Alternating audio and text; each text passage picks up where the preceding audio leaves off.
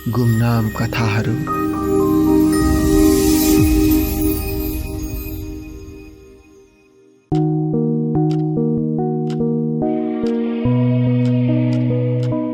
Saudi अरबबाट छोराले आमाको लागि पठाएको चिठी।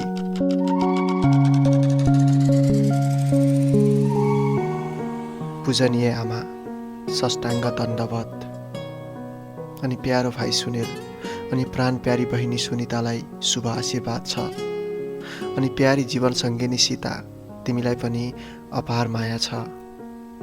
म यहाँ जे जस्तो अवस्थामा भए पनि त्यहाँ हजुरहरूलाई कुशल आरामै होला भन्ने आशा गरेको छु। आमा, आज वर्षौँपछि बल्ल तल्ल एउटा चिठी कोर्ने मौका मिलेको छ। त्यो तपाईँको सम्झनाले हिम श्रृङ्खला चाहिँ पत्र पत्र परेका सेता पानामा रावणको कुविचार उल्टिएको चुक छरे चाहिँ कालो रात चाहिँ कालो कलमले मनको कुराहरू समेट्ने गरी पीडाको आँसुले सेतो पानामा कालो मसीले लेखेको कालो अक्षर र परेला भिजाउँदै यो चिठी लेख्दैछु। आमा, आमा, जब मलाई पढ्दा पढ्दै बिचैमा गरिबी भन्ने विषय मेरो गलामाथि झुन्डिन पुग्यो, त्यो दिनदेखि नै मेरो जीवनमा अन्धकारले छोएको हो। त्यही अन्धकारमाथि म 17 वर्षको हुँदा नै बाबाको स्वर्गवास भयो। त्यसपछि तपाईँले रात दिन नभनिकन आफूले खाई नखाई हाम्रो पेट भरेर आफू ठन्डीले बिरामी पर्दा पनि हामीलाई न्यानो बिछोनामा सुताएर हुर्काएका ती दिन कहाँ भुल्न सक्छु र आमा। ती तिता अतीतहरू अझै पनि यी आँखा वरिपरि पर्दा बनी झल्किरहेका छन्। हर साँझ हर बिहान बाडुल्कीले कुक्क कुक्क हुँदा लाग्थ्यो खाना खाने बेला भएछ। आमाले छोराले के खायो होला भनेर पनि सम्झिनु भयो होला जस्तो लाग्थ्यो। बिर्सन पनि कहाँ सक्नुहुन्थ्यो र आमा। आफू भोको पेट भएर हुर्काएको प्राणभन्दा प्यारो छोरो, आफ्नो आमा, भाइ बहिनी, जीवन सङ्गिनी, गाउँ समाज र देशै छोडेर परदेश जाँदाको चिन्ता जन्म दिने आमालाई भन्दा अरूलाई हुनै सक्दैन। आमा, म आँसु पुस्दै स्वदेशबाट परदेश आउँदा तपाईँको मनमा कत्रो ठुलो बाढी उर्लिएको हुँदो है। म जहाज चढेर आकाशको बादलसँगै उडेर क्षितिज पारी आउँदा एयरपोर्टको बाहिर पर्खालबाट हेरेर कति आँसु बगाउनु भयो होला है। तपाईँको फाटेको गुन्यु चोलो फेर्न, भाइ बहिनीलाई राम्रो लुगा किनिदिन, चुहिने घरको छानो हाल्न, बाबाको मृत्युपछि हजुरमाथि लागेको साउको ऋण तिर्न, आफूलाई गरिबी विषय लागेर सरकारी स्कुल पनि राम्रोसँग पढ्न नपाएको म, तर भाइ बहिनीलाई भने राम्रो स्कुलमा पढाएर विद्वान बनाउन।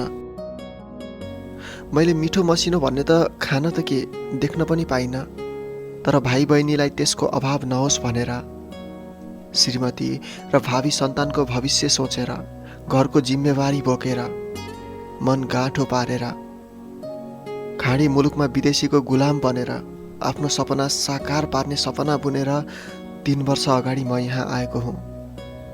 तर दुर्भाग्यवश म जुन सपना बुनेर आएको थिएँ नि, त्योभन्दा ठिक उल्टो भयो आमा। गरिबलाई भाग्यले जहाँ गए पनि ठग्दो रहेछ। अहिले लाग्छ कि आमा, गरिब हुनु पनि अभिशाप नै रहेछ। जब म मेरो मातृभूमिको आकाश छोडेर परलोकको आकाशमा उडिरहेँ, त्यसको केही समयमा नै प्रवासको जमिनमाथि पाइला टेकेँ। त्यो पाइला नै मेरो लागि अशुभ भइदियो। आमा, तपाईँले भन्नुहुन्थ्यो नि, जहाँ पनि जहिले पनि पहिला दाहिने पाइला टेकेर मात्र यात्रा गर्नुपर्छ अनि शुभ हुन्छ। तर मैले बिर्सिएछु आमा। दुर्भाग्यवश देब्रे खुट्टाले मैले साउदी अरबको मरुभूमि जस्तो तातो जमिनमा खुट्टा टेकेँ। म पहिलो पटक घर परिवार देश छोडेर प्रवास हिँडेको थिएँ। अनि साउदीको एयरपोर्टमा म अलमल पर्न थालेँ। कता जाउँ के गरौँ भयो।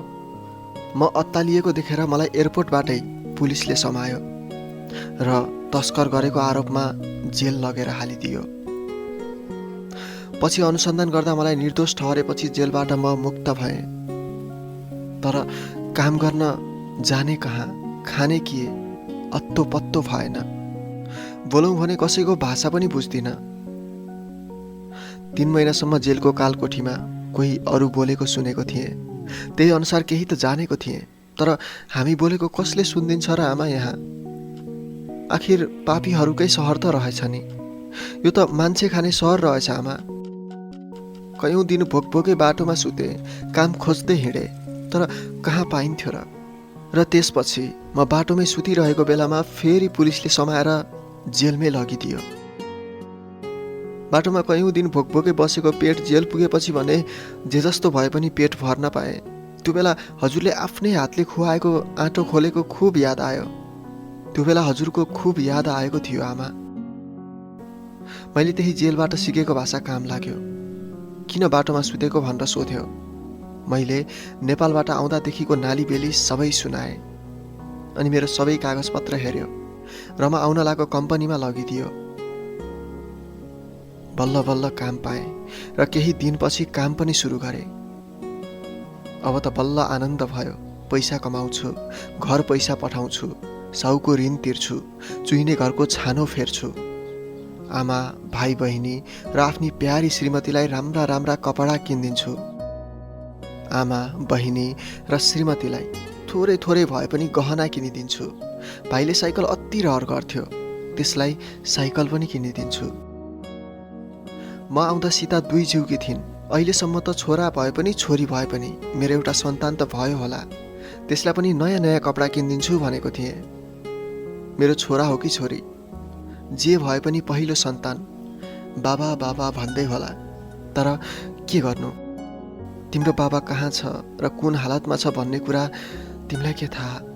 स्वयं म आफैलाई थाहा छैन। यस्तै मनमा अनेकौं रहरहरू सँगालेर काम गरिरहेको थिएँ। काम पनि ठिकै थियो आमा। आफ्नो सुर्ती चेप्ने बानी अहिलेसम्म छुटेको छैन। एक दिन रासन ल्याउनको लागि बजारमा गएको थिएँ। तरकारी पसलबाट तरकारी किने र सुर्ती हातमा माडेर सुर्तीलाई धाप मारेर मुखमा हाले। त्यसको केही छिनमै पुलिस आयो र फेरि जेलमा लग्यो। तरकारी किन्न लागेको मान्छे जेलमा गएपछि सबैको मनमा एउटा नराम्रो धक्का लाग्यो। आमा, म आफैलाई थाहा थिएन कि म जेलमा किन छु। बल्ल बल्ल काम पाएको थिएँ। सेलरी आउने बेला हुन लागेको थियो। सेलरी आउन जम्मा 1 हप्ता मात्र बाँकी थियो। मेरो सारा सपना मात्र हुने भए। मलाई सोधपुछ गर्यो। मैले कम्पनीको नाम भनिदिएँ। कम्पनीमा मेल पठायो। कम्पनीको मालिक आयो। साउले यस्तो होइन पनि भन्यो, तर पुलिसले उसको कुरा पनि मानेन। आखिर 3 वर्षको जेल सजाय सुनायो। बिना गल्तीको आरोपमा म 3 वर्ष जेल बस्नु पर्यो आमा। अझै तपाईँले म सानो हुँदा भनेको कुरा याद आउँछ। खाएको विष पो लाग्छ, नखाएको विष लाग्दैन। म बिना गल्ती 3 वर्ष जेल बस्नु पर्दाखेरि लाग्यो आमा, यो उखान पनि आमाले मलाई ढाँटेर खुसी राख्न भन्नुभएको हो। तर त्यही आशमा जेल कटाउने पनि निधो गरे। 3 वर्षपछि मात्र अरू फैसला सुनाउने भन्यो। आमा, म कुन आशले परदेशिएको थिएँ। आखिर के भयो यो सब? त्यसपछि म बिलौना गर्न लागेँ। आखिर कसले पो सुन्थ्यो र आमा? बल्ल तल्ल 3 वर्ष बित्यो र मलाई अदालतमा बुझायो। त्यो 3 वर्षको जेलको चिसो र अन्धकार कहिले पनि भुल्न सक्ने छैन। त्यो जेल भन्दा आमा हजुरकै काख प्यारो लाग्छ मलाई। सबै कुरा सुनाएपछि अदालतले मलाई फाँसीको सजाय सुनायो आमा। मैले के गल्ती गरेर यो सजाय भन्दाखेरि बाटोमा केटी जिस्काएको भन्यो। त्यसपछि मलाई याद आयो, सुर्ती खाँदा सुर्तीलाई धाप मारेर खाएको यो आवाज एउटी केटीले सुनिछे र आफैलाई जिस्काएको ठानेर उसले पुलिसलाई फोन गरिदिछे।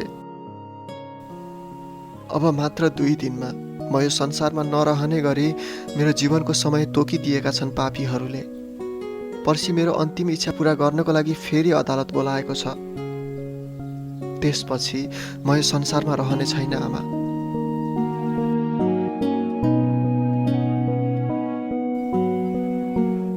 अनि प्यारी श्रीमती, म यो संसारमा नरहे पनि कति बिलौना नगर्नु। देवर, नन्द, आमा र सन्तानको राम्रोसँग हेरचाह गर्नु। देवर र नन्दलाई आफ्नै भाइ बहिनी जस्तै सम्झेर माया गर्नु। भाइ बहिनी अझै साना छन्, कहिलेकाहीँ गल्ती होला, सम्झाउनु है। बुढी आमा हुनुहुन्छ, आफ्नै आमा सम्झेर माया गर्नु। घर परिवारको इज्जतमा दाग लाग्ने काम कहिले नगर्नु। माफ गरिदेऊ है प्यारी, यो जुनीमा त म तिमीलाई साथ दिन सकिनँ, अर्को जुनी सँगै जिउँला। आमा दमको बिरामी हुनुहुन्छ, समयमै औषधि खुवाउनु, धेरै हिँड्न पनि नदिनु, काम ज्यानले सकेको मात्र गर्नु, शरीर नै मर्ने गरी काम पनि नगर्नु, ज्यानलाई बाधा हुन्छ। हाम्रो मायाको चिनो हाम्रो सन्तानलाई दुःखको अनुभव कहिले गर्न नदिनु। भाइ पनि जन्मदै रोगी थियो, अहिले त अलि ठुलो भयो होला, उसको खुब हेरचाह गर्नु। बहिनी अर्काको घर जाने हो, नमिठो कहिले पनि नभन्नु। हाम्रो सन्तानलाई बाउको माया कहिले पनि कमी हुन नदिनु। कहिलेकाहीँ बाबा खै आमा भनेर सोध्यो भने पनि भगवानको घरमा जानु भएको छ, पछि आउनुहुन्छ भनिदिनु। पछि ठुलो भएपछि आफै बुझ्ने हुन्छ। र भाइ बहिनी, एउटा दाइ थियो स्वर्ग गएर आराम गरे सम्झनु। आमालाई कहिले पनि दुःख नदिनु, भाउजूलाई कहिले पनि नमिठो वचन नलगाउनु। आमा, हजुरले घाम पानी रात दिन नभनी हुर्काएको जेठो छोरा अब भगवानको प्यारो भए सम्झनु। बुहारीलाई पनि आफ्नै छोरी सरह माया गर्नु, सम्झाइ बुझाइ गर्नुहोला, नजानेको अराई सिकाइ गर्नुहोला। दमको रोगी हुनुहुन्छ, समयमै औषधि खानुहोला, आफ्नो ज्यानको ख्याल गर्नुहोला। बुहारीलाई छोरा खाइस् भनेर कहिले पनि तोकेसो नगर्नुहोला आमा। के गर्नु, मेरो भाग्य नै यस्तो रहेछ। मेरो सन्तानलाई जन्मदै बाउ खाइस् भनेर पनि टुहुरो भनेर कहिले पनि गाली गलौज नगर्नुहोला। भाइ, त जन्मदै रोगी जन्मेको छस्, आफ्नो ज्यानको ख्याल गर्नु, राम्रोसँग पढ्नु, आमा, भाउजू र दिदीको शिर सधैँ उच्च राख्नु। मैले त सकिनँ भाइ, तर तैँले आमालाई सधैँ सुख दिएर राख्नु, भाउजूलाई पनि आफ्नै दिदी आमा सरह मान्नु, मेरो सन्तान आफ्नै ठान्नु। बहिनी, त पनि राम्रोसँग पढ्नु, भोलि अन्तै जाने हो त, कसैले खोट लाउने ठाउँ नछोड्नु। आमा र भाइ रोगी हुनुहुन्छ है, ख्याल गर्नु, भाउजूलाई पनि आफ्नै दिदी जस्तै सम्झनु। नराम्रो व्यवहार कहिले पनि झुक्किएर पनि नगर है बहिनी। खै तेरो भाग्य कस्तो छ भन्न कहाँ सकिन्छ र। तेरो पनि तेरो भाउजूको जस्तै भाग्य खोटो छ कि राम्रोसँग पढिस् भने आफ्नै बुद्धि विवेक लगाएर केही गर्न सक्छस् है। राम्रोसँग पढ्नु। आमा, धर्म गरेर पापीहरूले फैसला रद्द गरिदिए भने म फर्किआउनेछु, नत्र यो जुनीको अन्तिम भेट यही पत्र मार्फत हुने भयो आमा। आमा, म जेलमा हुँदा तपाईँको, भाइ बहिनीको, प्यारी श्रीमती सीता अनि कल्पनाको, मेरो बच्चाको खुब याद आउँथ्यो। अर्को जुनी पनि हजुरकै कोखमा जन्म लिन पाऊँ अनि यस्तो दुःख होइन आमा, सुख दिन पाऊँ। बिचरा मेरो सन्तान जन्मदै बा बिनाको टुहुरो हुने भइस्। आमा, अनि मेरो भाइलाई झुक्किएर पनि विदेश कहिले पनि नपठाउनु होला, विदेश त नरक रहेछ आमा। भाइ, त पनि झुक्किएर पनि परलोकमा पाइला नचाल्नु। अनि सीता, हाम्रो पहिलो सन्तान छोरा भएको भए बरु खाना नपुगे देशमै मागेर खानु, तर झुक्किएर पनि विदेश नपठाउनु। आमा, 8 कक्षा जिनो तिनो पढेको आज काम लाग्यो, त्यति पढेको थिएँ र त आज यो चिठी लेख्न पाएँ। भाइ बहिनी राम्रोसँग दुःख गरेर भए पनि पढ्नु। सीता, हाम्रो पहिलो सन्तानलाई दुःख गरेर भए पनि धेरै पढाउनु र देशमै इलाम गर्न सक्ने बनाउनु है। अन्तिम भेट यही चिठीबाट भयो। आमा, लेख्दा लेख्दै चिठी अलिक लामो भएछ। चिठीमा दुःख पोख्दा पोख्दै आँसु आएको पनि थाहै भएन। सायद अन्तिम आँसु पनि हुन सक्छ। मनका वेदना जति पोखे पनि नसकिने भयो आमा। बाँचे फर्कन्छु, मरे यतैको ढुङ्गे शिर हुनेछ आमा। अहिले यति भन्दै प्रवासबाट हजुरको छोरो यो चिठीबाट मात्र होइन, संसारबाट नै बिदा चाहन्छु। उही हजुरको जेठो छोरा विक्रम ओली, साउदी अरब।